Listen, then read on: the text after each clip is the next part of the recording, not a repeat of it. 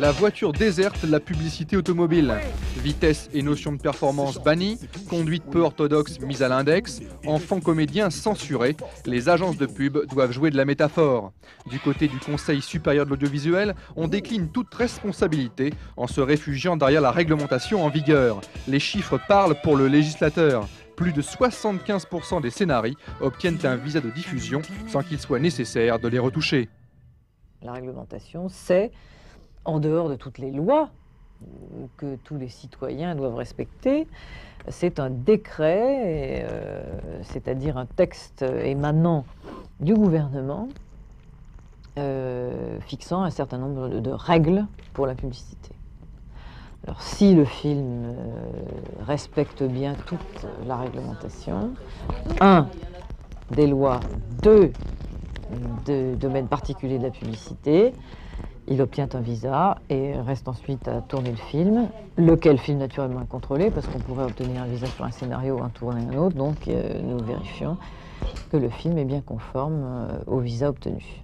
C'est gai la pub? Pas vraiment. La procédure ne semble pas faire le bonheur des créateurs.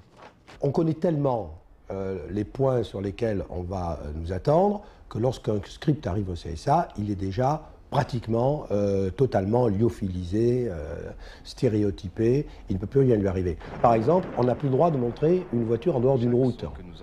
Ce qui faisait rêver les gens, c'était de mettre des voitures dans les déserts, sur la muraille du Chine, à droite ou à gauche.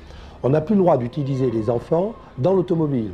J'ai même vu la folie du CSA de m'interdire un jour, lorsque j'avais fait ce film pour la petite AX qui arrivait au Tibet, qui était la première voiture à pénétrer dans le temple sacré du Tibet, et il y avait un petit enfant Dieu qui était là et qui à la fin faisait comme ça, vous vous en souvenez, un petit geste de la main et disait « révolutionnaire ».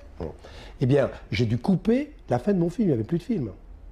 Parce que soi-disant, l'enfant n'était pas préconisateur. Est-ce que les rêves, est-ce que nos fantasmes sont préconisateurs? Donc, la censure, pour protéger le consommateur, la bêtise. Et nous oblige à faire des spots, et on voit la chute de la création automobile, de plus en plus infantile.